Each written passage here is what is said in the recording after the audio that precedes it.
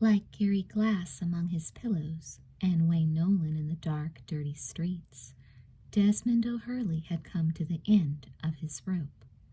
Jim's girl, Susan, was limping up the stairs after him, dragging her idiotic birds and dressed in her idiotic costume, and thanking him continuously for bailing her out of jail. And if she didn't shut up, he was going to turn around and fling her bodily down the fire escape. "Just consider it my final favor, Susan," he said. "You are sure as hell living up to your reputation." "But I'm not. That's just it. That's just it. I'm not who you think I am." "I don't care who you are." "It's gotten so complicated. It's so crazy. All this. I want to explain. I'm so grateful to you, but I need to explain." Des stopped. He stood poised on the landing. He had locked his door when he left to go to pick up Susan at the jail, and now his door was open. "Quiet," he said. "What's the matter?" "Be quiet. Stay right here." He stepped carefully toward the door and pushed it open all the way. The lights in his apartment were on. The place had been ransacked. Dozens of reels of film had been unwound and spilled on the floor in a huge, ugly tangle. Des felt as though somebody had taken his guts out and spilled them. "Oh, my God," murmured Jim's girl, Susan. "I don't believe it," Des said. "I don't believe Victoria would do this." He picked up a piece of the film. He held it to the light. It was his only footage of an East River garbage barge floating downstream at sunrise, a thing of beauty unspooled and trampled. "Maybe it was the guy who grabbed me last night," whimpered Susan. "Who?" "See, he was after me, Des. Well, not me exactly. He was after Susan, wherever she is, but I'm not her. And he thinks she's staying here, which she isn't, because I am, see? And I don't want to hear it. You got that, Susan? I don't want to hear another word of your phony baloney bullshit. First, I get thrown out of gunnies on my ass on the sidewalk. Then I have to fork up $200 bail to get you out of jail. Now I come home and the whole place is torn apart. Why, I don't know. And I tell you, I really don't need this shit, Susan. I really do not." Her incredibly dirty face scrunched up into a tough, resolute pout. "Fine," she yelled. "I'll leave." She limped huffily over to the mattress and gathered up her stuff, which had been spread all across the floor like mop and glow, and she stuffed it into her dry bones drum case, and then she tripped on a pillow and her tutu went flying over her head, and all the stuff fell out of the drum case. So she gathered it up again, muttering like a bag lady. "You know, I could have been killed last night, Des. I was really scared, but what do you care? It's all just more phony baloney bullshit to you, so forget it. And I am very sorry about this mess. If you have incurred any expenses, just send me a bill and I'll give you a check." "Great," he said, crouching miserably over his muddled puddle of film. "Another check."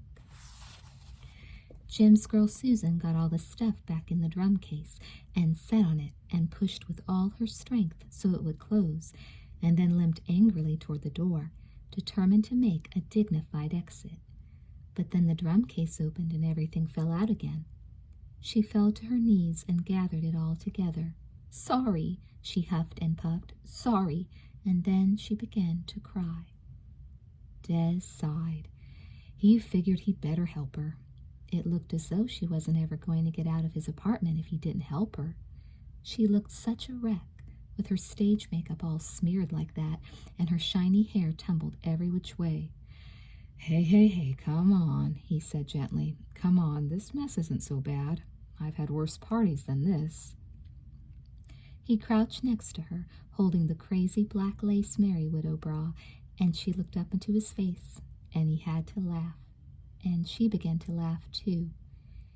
And he didn't mean to. He really had never meant to, but he forgot his film spilled on the floor and his $200 lost. He even forgot his good friend Jimmy Riddle, and when he kissed her this time, neither of them made any apologies. She rolled into his arms, and he carried her to the mattress and laid her down like a plate of cookies. Her crazy clothes melted off her. He felt like a virgin, as if she were the first woman who had ever touched him. Her hands and her mouth and her legs pulled him into her so deep he felt he could touch her heart. He fell asleep, and she woke him with her touch and rolled over on top of him, and in a couple of minutes he was strong again. The dawn light made her glow.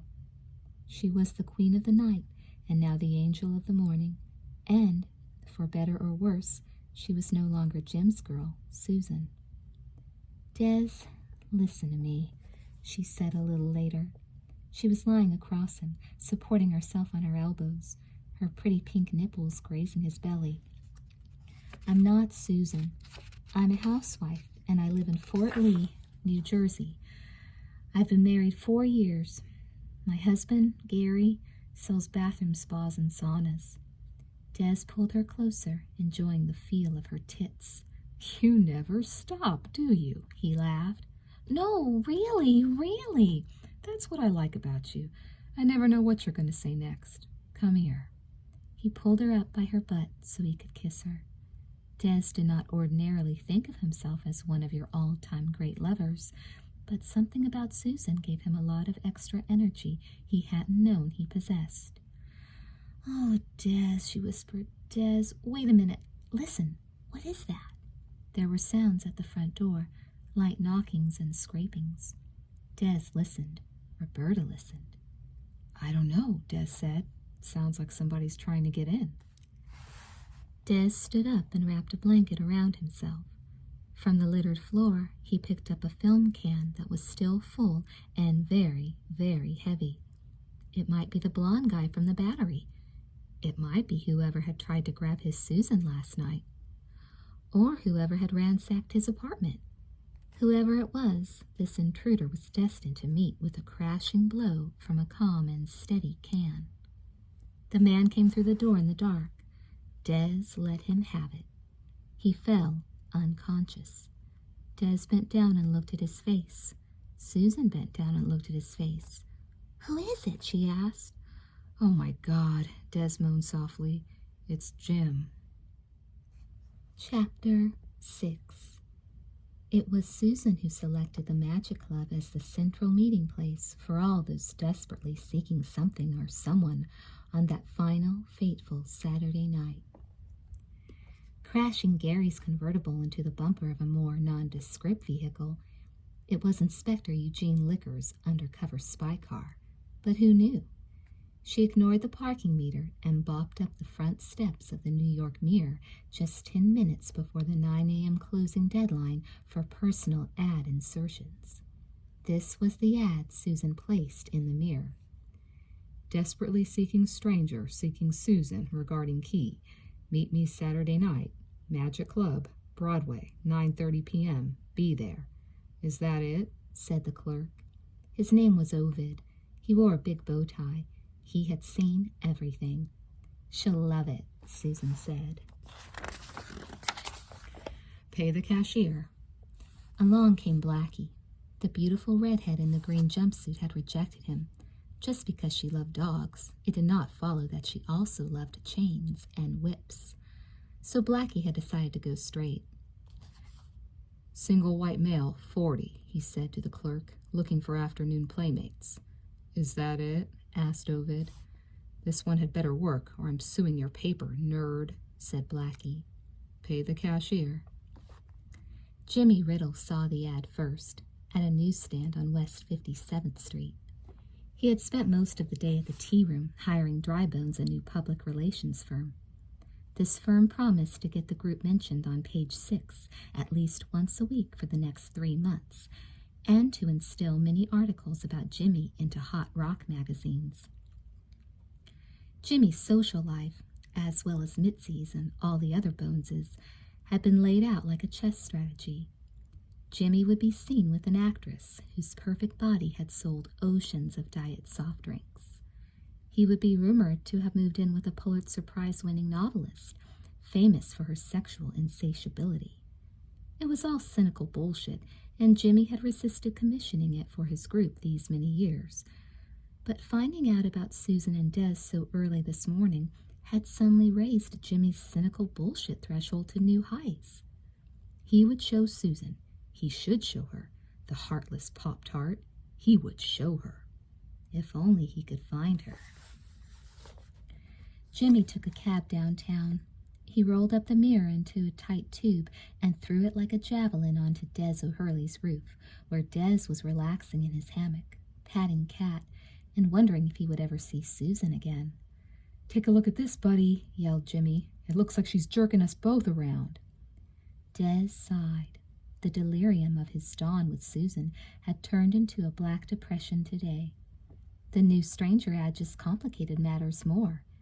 In his mind, Des went over the mess again and again, trying to understand what had happened to him.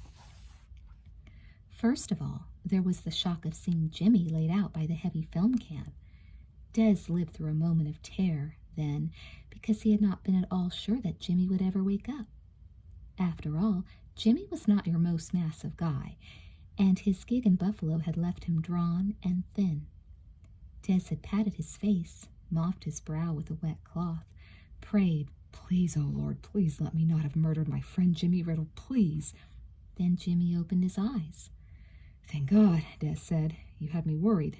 How you doing?" "Somebody jumped me," Jimmy said. "It was dark." "It was me." Jimmy sat up, holding the back of his head and wincing. "You? I thought you were somebody else. Who did you think I was?" "Somebody's been following Susan," Des said. "I thought you were him." Jimmy blinked his eyes a few times to get his head clear.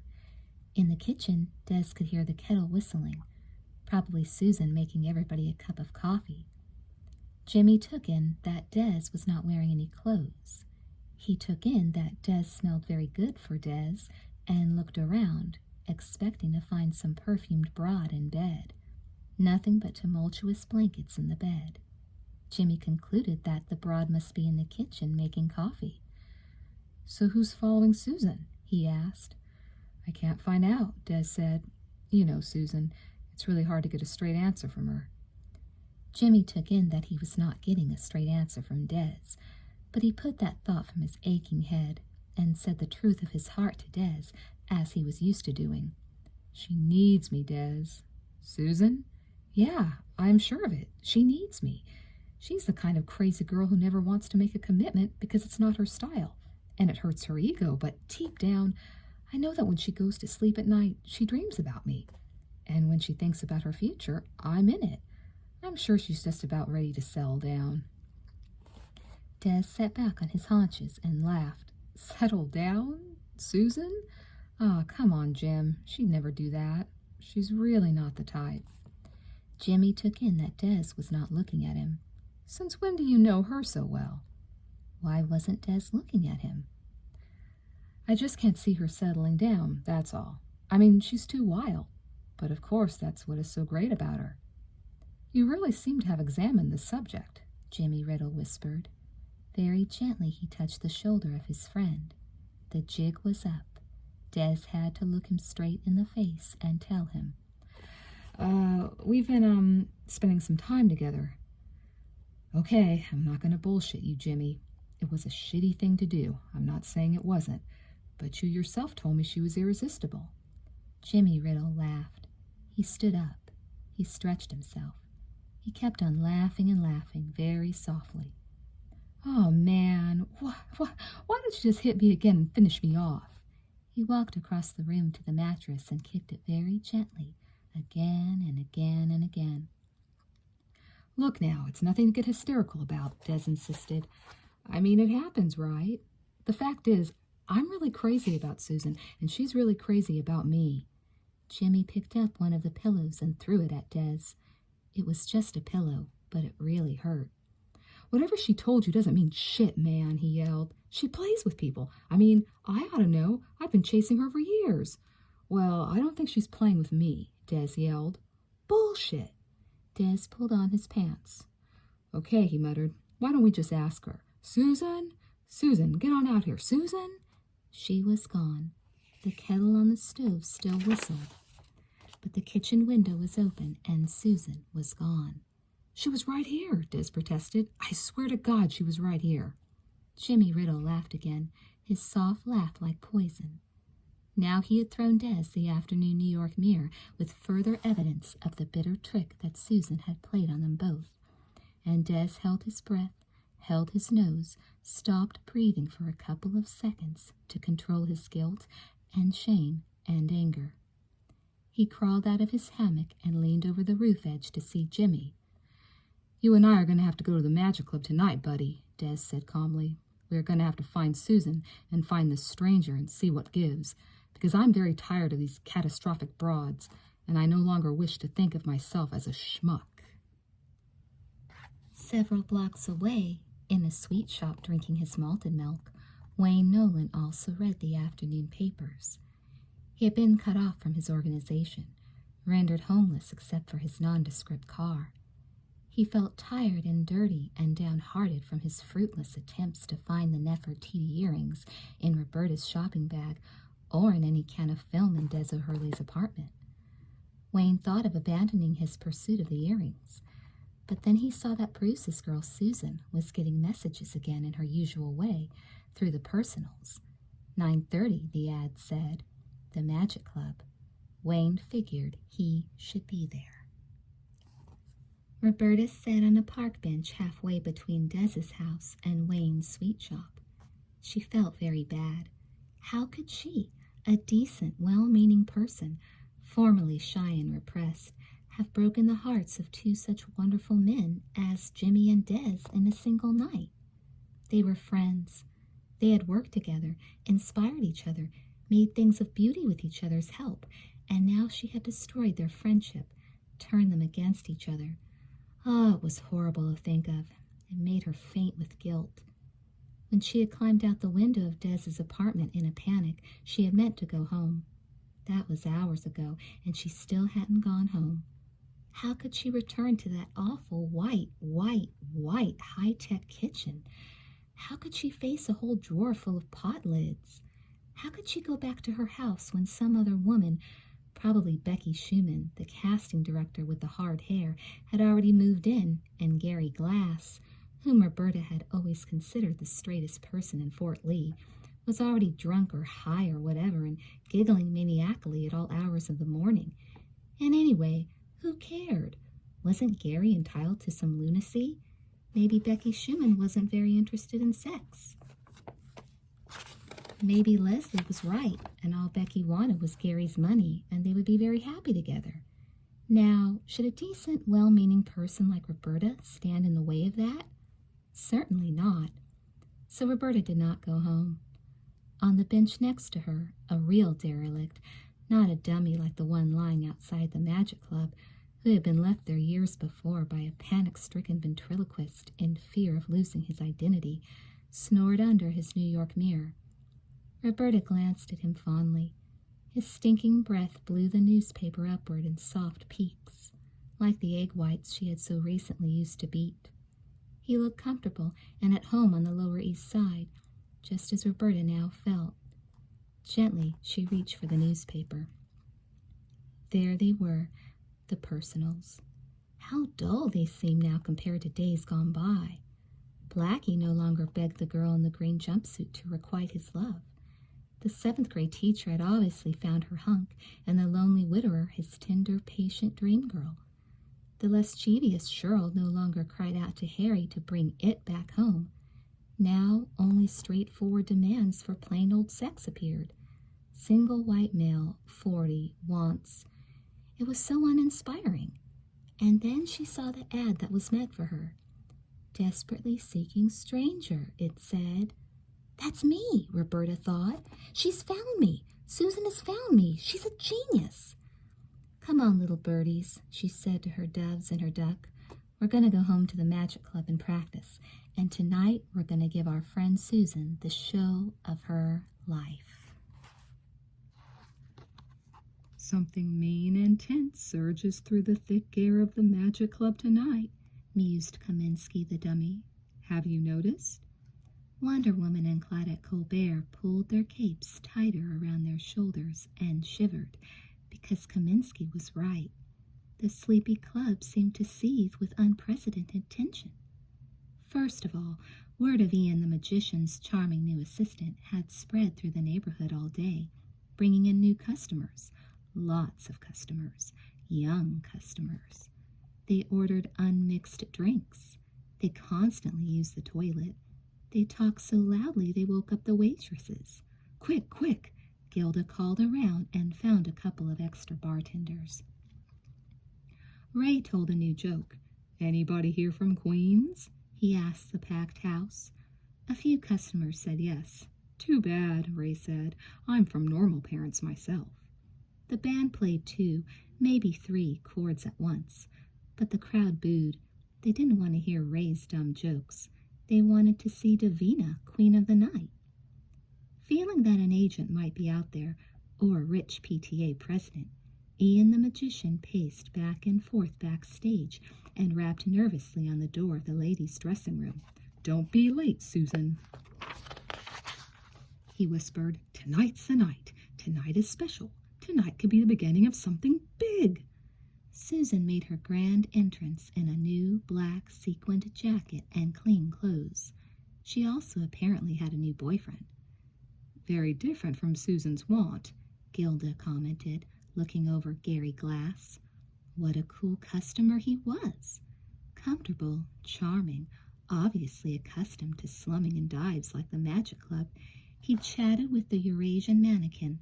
He lit the cigarettes of an older gentleman with blonde braids, and he admired the pink hair of a punk couple who had brought their pet sea elephant. "I love a man who can get along anywhere," said Wonder Woman. "Who's the laid-back guy with the disheveled black curls and the long, clean fingers?" whispered Claudette Colbert lustfully. "And who is that magnificent creature on his arm?" cried Kaminsky. "Now that's what I call a real woman. During my youth in the once happy city of minks, we used to have women like that. The same glittering teeth, the same flashy jewels, the same frenzied tension, only fatter." Little did Kaminsky realize that the source of Leslie's tension was her fury with her pig brother Gary, whom she would never, but never forgive for dragging her and Larry along on this disgusting foray into the netherworld. To Susan, she would not speak altogether. As far as Leslie was concerned, Susan was one of those people who got themselves remembered in the wills of other women's husbands and had to be guarded against constantly, like nuclear proliferation. She hated it that Susan was stroking Gary's shoulder with her black fingernails and whispering in Gary's ear and drawing the attention of every man in the Magic Club as she left their table and bopped away. "What did she say to you?" Leslie hissed. "She said we're in for a real surprise," Gary answered. "Well, I guess we're not going to see Tony Bennett in this place," offered Larry. "I'd settle for a police escort," Leslie growled. "How could you let her wear that fabulous jacket I bought for Roberta at Osterfiend's, Gary?" "Hey, she's cold. Roberta took her jacket. She's got to wear something."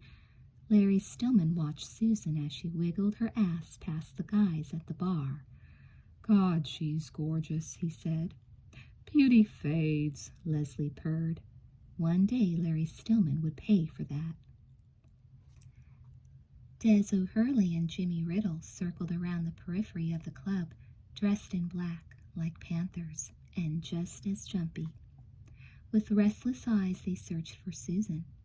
Jim absently bumped into Wayne Nolan's table, jostling Wayne's third brandy. "I wouldn't make me nervous tonight if I were you, Minnie Brain," mumbled Wayne dangerously, but Jimmy didn't hear him. Jimmy just moved on. "If she sees us both here, she'll probably just split again," Jim commented. "You could go home," Des commented. "I want to see who this stinking stranger is," Jim said to himself. A flash of glitter, a drum roll, a chord. "There she is, Susan!" Des didn't see her. "Over there, talking to the cigarette girl," Jimmy yelled. "That's not Susan," Des said. "That's Susan. Don't you think I should know?" "Well, that might be a Susan," Des insisted, "but it's not my Susan. And if that's your Susan, then who was the girl at the Battery?" Jim followed Susan to the ladies' room. He saw her rhinestone-studded boots under the stall door. She flushed the toilet and came out, and when she saw him, she threw her arms around his neck and laughed. "Jimmy, you're home." "Who's the stranger?" "How was Buffalo?" "Take your hands out of my pants, Susan. Who's the stranger?" Susan grinned. "You wouldn't know her," she said softly. She loved the look of relief on his face. She just loved it. She pulled him close. She bit his tongue and licked the roof of his mouth. "Her?" he said between kisses. Her, you... "Come on," Susan said. "Let's go talk about it in private." Back at the bar, Des O'Hurley paid for his drink and got ready to give up and go home. Then he saw a flash of glitter, a drum roll, a chord. There she was, his Susan. Cool and practiced, she pranced across the stage with her cooing caged birds right in the rhythm of the Strauss waltzes, while Ian the magician waved his cape and produced magic fires. God, she was beautiful. Even in that crazy new black lace tutu she was wearing, and those crazy black net gloves, and that incredible wig with the single huge earring dangling from it, she was the most beautiful woman in New York. And what was more, she could act. A great talent, Des thought. Stardom in her future. Look how deftly she manages those fluttering doves. Look how gracefully she plucks the duck from the platter. At a table nearby, Des was shocked to see a balding guy in a three-piece suit leap to his feet. Was it possible that anybody could wish to leave in the middle of such a sensational magic act? The growling woman next to the man grabbed him by the seat of his pants and said, "Sit down, Gary." And the other guy they were with had the good sense to applaud enthusiastically, smacking this fool Gary on the back and saying, "You know, she's really good, Gary. She's got real style in a way, sort of." Suddenly a hush fell over the magic club. Ian the magician was about to perform his great piece de resistance. The unbelievable, incredible, astounding lady in the coffin trick. Smiling coquettishly, Des's girl Susan stepped into the terrifying Transylvanian black wood coffin. She eased onto her back, wiggling her body. Because the side of the coffin was flipped down, the audience could see that she was all in one piece in there, and what a piece she was. Cackling savagely, Ian crept around the side of the coffin and closed the open panel. Now all the audience could see was Susan's blonde head with its dangling big gold earring and her feet in their black lace stockings. An evil gleam entered Ian's eyes, but his beautiful assistant kept smiling, winking at the audience, blowing little kisses to a guy who looked like Burt Reynolds, sort of. Ian picked up a long, gleaming saw. Drum roll. He held it aloft so the lights flashed on it. Drum roll. He flexed it and felt its blade with his pinky finger, and just to authenticate its razor sharpness, he cut his pinky finger and displayed a drop of scarlet blood. The audience gasped. Des's girl Susan went, "Ooh." Des ordered another scotch. His Susan was no longer laughing and winking and blowing kisses. Her large eyes rolled toward the audience, full of terror. The patrons stopped breathing, their hearts beating madly, their drinks clinking in their trembling hands. Ian began to saw. Drum roll. Ian kept sawing. The drum kept rolling. Wayne Nolan finished his brandy and started his fifth. Ian kept sawing. Gary Glass wiped the sweat off his face. Ian kept sawing. Suddenly the beautiful lady in the coffin screamed. Leslie Glass screamed and knocked her whole rum and tab onto Larry Stillman's lap, ice and all, but Larry Stillman didn't move. He couldn't take his eyes off the screaming lady in the coffin. Wayne kept drinking. Ian kept sawing. The lady kept screaming. Gary kept sweating. Ian sawed through the entire width of the box, and gritting his teeth, groaning with the strain, he pulled the two halves of the box apart. The head of the lady stopped screaming and began to giggle. Her feet in the other end of the bisected bow began to wiggle. Ian stood majestically between the two severed halves of his assistant and took his bow. The audience went crazy. People leaped onto tables, cheering and applauding. An outpouring of swizzle sticks and maraschino cherries flew approvingly onto the stage. The band played chord after chord, and Ian took bow after bow, and Des yelled, "Bravo!" Gary Glass fell off his chair and collapsed under his table. Wayne Nolan leaped over Gary's prone body and surged onto the stage and snatched the crazy blonde wig and the gigantic gold earring. "That's the guy!" Dez's girl Susan screamed. "That's him! That's the guy who jumped me in the alley! Help!" Wayne ran as fast as his lousy feet could carry him, off stage left, plowing into Ray the manager, who was kissing the Eurasian mannequin, plowing into Kaminsky and flinging him up into the fly space with the lights. "Somebody stop that guy!" screamed Roberta in her coffin. "Help! Help! Stop that man!" "Lower the curtain!" cried Ian the magician. "Get me down from here!" cried Kaminsky. But who heard? Ian produced flowers from his pockets, doves from his pants. He took off his shoes and made a magic fire leap between his toes, but nothing could calm the enthusiasm of the awakened patrons of the Magic Club. Des and Gary ran up on the stage. Gary was trying to find the opening in the curtain. Des dispensed with that formality and crawled under. Behind the curtain, Roberta was still trapped in her coffin, screaming bloody murder. "Did that blonde guy hurt you?" Gary Glass yelled, clutching her left hand. "I'll kill him, I swear I'll kill him." "Gary!" she cried. "What the hell is going on here?" Des yelled, clutching her right hand. "Are you okay, Susan?" "Des!" she cried. "Don't worry about it, fella. I can take care of this. I'm in charge from here on in," said Gary Glass. "Who is this guy?" Des asked. Who am I? Who are you?" Gary asked. Roberta went, "Ah," just to get their attention.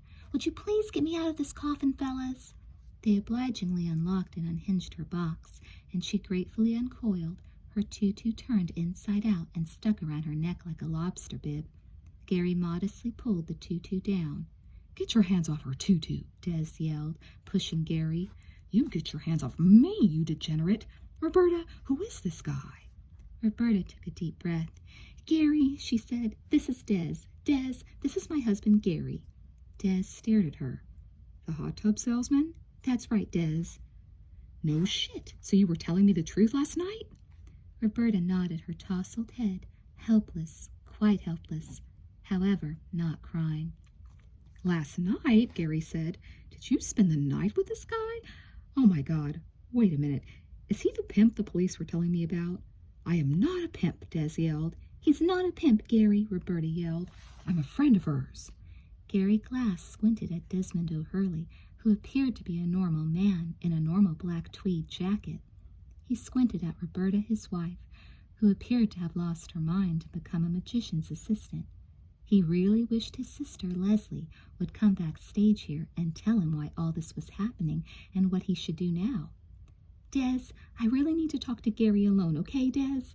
Roberta said gently. Des sighed. "Okay," he said. "I guess that's a good idea because I really need some time alone right now too, Susan." Gary helped his wife down from the coffin. He figured she had been without his guidance now for more than 48 hours and must need comfort. So he hugged her to him and said, It's all right. The nightmare's over." Meanwhile, Wayne Nolan stumbled and staggered through the labyrinthine corridors under the Magic Club, clutching the blonde wig with its precious dangling Nefertiti earring and looking for a way out. Somehow he had gotten caught in another museum. Racks of costumes, stacks of props tripped him and sprayed their dust onto his head, in his eyes. He found a door and threw his whole weight against it, but it would not budge.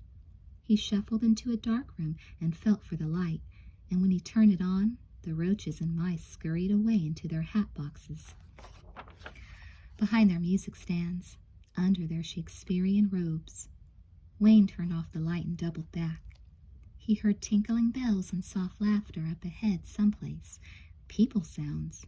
And, although he was afraid of people right now, he knew he had to take one of them hostage if he was ever to get out of there alive.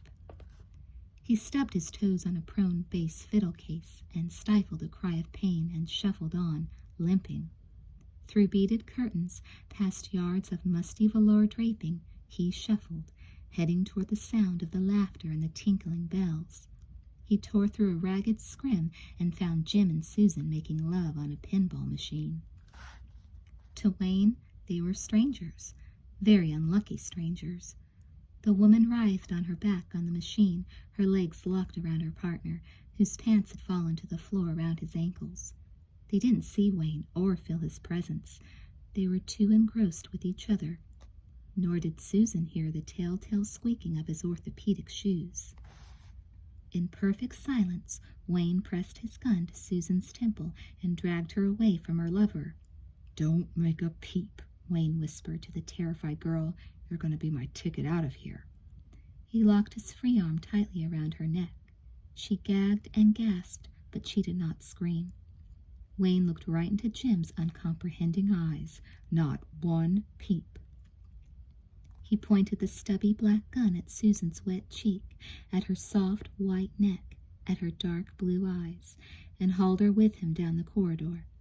He pushed her through a room stacked high with old furniture, keeping the gun firmly at the base of her skull.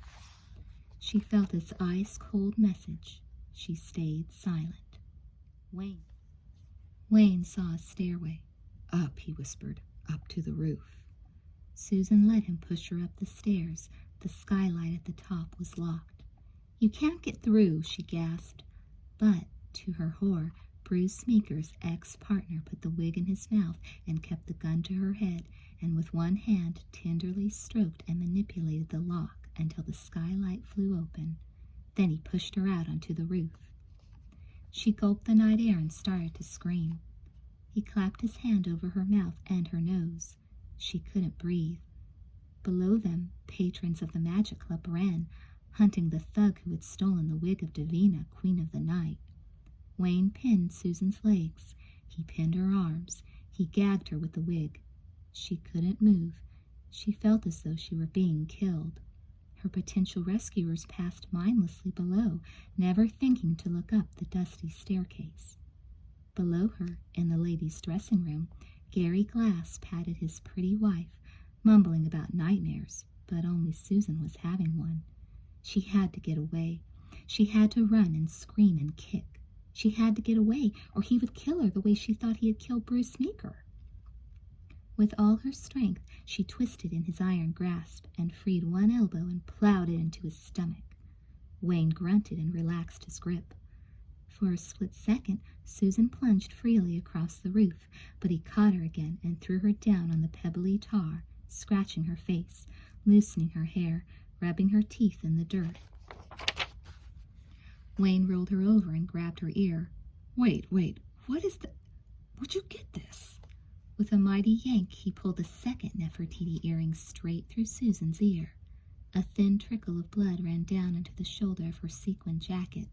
Susan sobbed. His hand came down in her mouth like a lead weight. "Stay," he said. He held the earring up to the light of the moon and examined it, holding his gun right at the juncture of her jaw and neck, where the first bullet to leave that gun had entered the body of Bruce Meeker. Susan looked at the sky above New York, looked at the stars and prayed that one, just one, would be lucky for her and save her from dying on this filthy rooftop. In the ladies' dressing room right underneath Wayne and Susan, Gary Glass decided to stop patting Roberta and get tough. "All right," he said. "Now, I want some answers. What are you doing in this place?" "This is where I work," she said. "Why did you leave me?" "It was an accident." "An accident? An accident. And when you were out soliciting in the streets, I suppose that was an accident too, right?" Roberta looked at herself in the mirror above the dressing table. She knew she had to have courage. She knew she was not crazy or frigid, that there was nothing wrong with her body, that she did not need braces. She had to have courage. She had to be patient and tender and try to make Gary Glass see the truth. "It all started with the Personals," she explained. "There was this ad in the Personals, desperately seeking Susan." She stopped. She realized that, as always, Gary was paying no attention to her. "Why were you in jail?" he asked. Do you realize that everybody in Fort Lee, every salesman at Gary's Oasis, every customer, the beauty parlor guy, and the dry cleaning guy, they all think you left me and... Just tell the truth, Roberta. Why were you in jail? The police thought I was a prostitute, so they arrested me. But I'm not. It was a mistake. I'm not... Are you a lesbian, Roberta? Leslie says lots of prostitutes are lesbians. He was fingering the costumes on the rack. Gary was definitely not listening to her. He was not seeing her. It was the same as always, and it would always be the same. We'll get professional help, he decided. I don't care how much it costs. The important thing is that I want you to come home with me. Roberta brought both her fists down hard on the table. All the junk jumped with fear. Why? She yelled. Why do you want me to come home with you, Gary? At this moment, she looked very much like Mommy in court. Gary put that thought from his mind and decided Roberta was on drugs. Come on now, don't get excited. Just tell me what exactly you are hooked on. Now, out with it. Roberta charged at him like a jungle cat, tearing at his vest, popping his buttons. Look at me, Gary. For once, just once. Look at me. I looked at you, he said, not looking at her. You look ridiculous. Look at me, Gary. Listen to me. I'm not coming home with you. The only regret Roberta had when she uttered those final words was that she might not be able to see her sister-in-law, Leslie, again, and of all the people she knew, Leslie would probably have profited most from what Roberta would have to tell her about these last few days of life as Susan. Besides that, Leslie had been her friend, the only person to receive favorable mention in her diary, the only person to really think about what to give her on her birthday, even though Roberta had not felt exactly grateful at the time. She smiled to herself. She remembered Mom saying, of all the meaningless gifts they had bought in bunches on sale, "It's the thought that counts, my sweet honey angel." Mom had turned out to be right about a lot of things. You are just tired, Gary Glass was saying to her. I'm not coming home with you, Gary. Get changed and we'll talk about it at home. I'm not coming home. I'm going to go outside, and I'm going to wait for 5 minutes, Roberta. You give my love to Leslie. Tell her I'll call her. We'll have lunch. We'll go shopping. If you are not out there in 5 minutes exactly, I'm going to leave without you. Goodbye, Gary, she said. She did not see him as he left. She saw only herself in the mirror, a sexy woman in a black lace costume, with a good job and a magnificent lover and a future full of fantasies that would probably all come true. At the very least, Roberta Glass would never, ever be invisible again. She took a swig from the bottle of liquor Gilda left handy for such occasions and drank a toast to herself. Suddenly, through the open window of the dressing room tumbled Susan, bruised and bleeding and filthy, with Wayne Nolan right behind her, pointing a gun at her head. Susan looked at Roberta, and without making a sound, she mouthed the 2 words she had never even thought before in her entire life. Help me! Roberta picked up the bottle of scotch, and with all her might crashed it down on Wayne Nolan's golden head. He fell to the floor unconscious. His gun went flying, but the precious Nefertiti earrings stayed locked in his golden hands. It would turn out that the gun contained no bullets, for Wayne had emptied it after his tragic encounter with Bruce Meeker. This would favorably impress the jury, who would give Wayne a mere 5 years in the slammer, but would do little to protect him from the wrath of his assorted wives. Through the window came Jimmy Riddle in a heap, not a graceful guy when you came right down to it, and now extremely winded from his pursuit of Susan and her crazy kidnapper. He sprawled, stunned, next to the collapsed body of Wayne Nolan. "What's going on?" he exclaimed. Susan gave him a kiss. To Roberta, she offered her hand in what would prove to be lifelong friendship. "Good going, stranger," she said, and she winked and laughed her merry laugh. Susan and Roberta loved returning the Nefertiti earrings to the curator of the Cairo Museum and receiving their half of the $200,000 reward. They got all dressed up in fancy black outfits for the ceremonies at City Hall. The Egyptian ambassador kissed their hands. The mayor gave them the keys to the city. After the festivities, Roberta found Des O'Hurley in his projection booth, projecting. She had no shame. She had forgotten shy and repressed.